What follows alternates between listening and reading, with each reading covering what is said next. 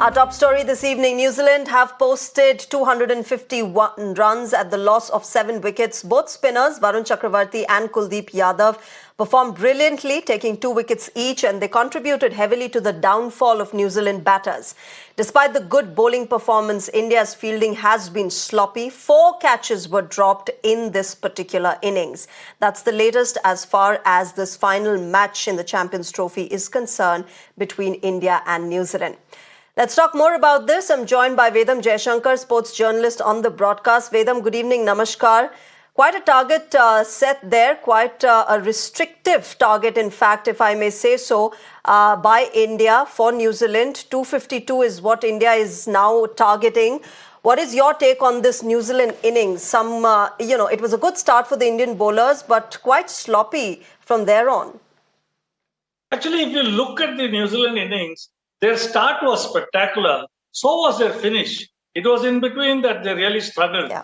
And I think at the end of the 50 overs, India will be ruined of what could have been.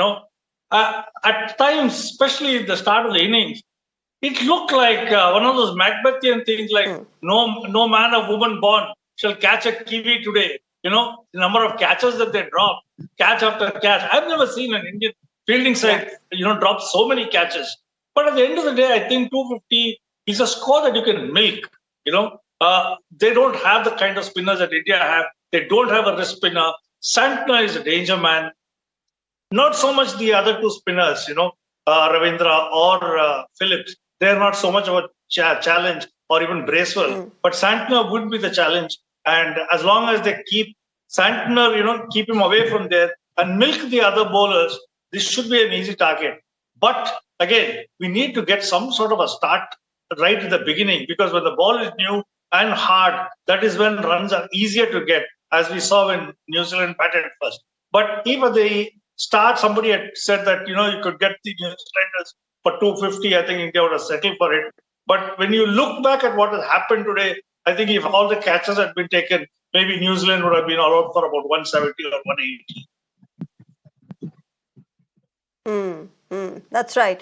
Vedam, I also want to talk about Varun Chakravarti, India's trump card. We've, tried and tested him, and there were expectations from him in this match. And he's proved himself. He's taken 2 wickets. What is it that is, makes him so, special in terms of the opposition team really not able to counter him? He's always been a mystery spinner, whether he plays domestically or in the IPL or international. They just can't pick his bowling, whether he's bowling top spinners or leg spinners or googly. Yes, he bowls a predominance of googly, but you don't know which one is going to turn and which one is going to go straight. And that's been the challenge right through. To make it worse, he bowls wicket-to-wicket area. He doesn't bowl too many wide balls. He's right there at the batsman. Like, you can literally say that he's at the throat of the batsman all the time. And that's what makes him such a challenge. And even when you look at this Indian spin attack, they have 2 wrist spinners. It's something like if Varun doesn't get you, then Kuldeep must. That kind of a thing it is. And both of them have bowled brilliantly. And if you look at the way we have bowled today, the spinners have done an outstanding job. I wouldn't say the same about the pacemen, but maybe the pacemen were not really helped by the surface. But for the spinners, they bowled to a plan, they bowled to their batsmen, and I think they were really outstanding. If the catches had been taken, maybe New Zealand would have been 170, 180 all out.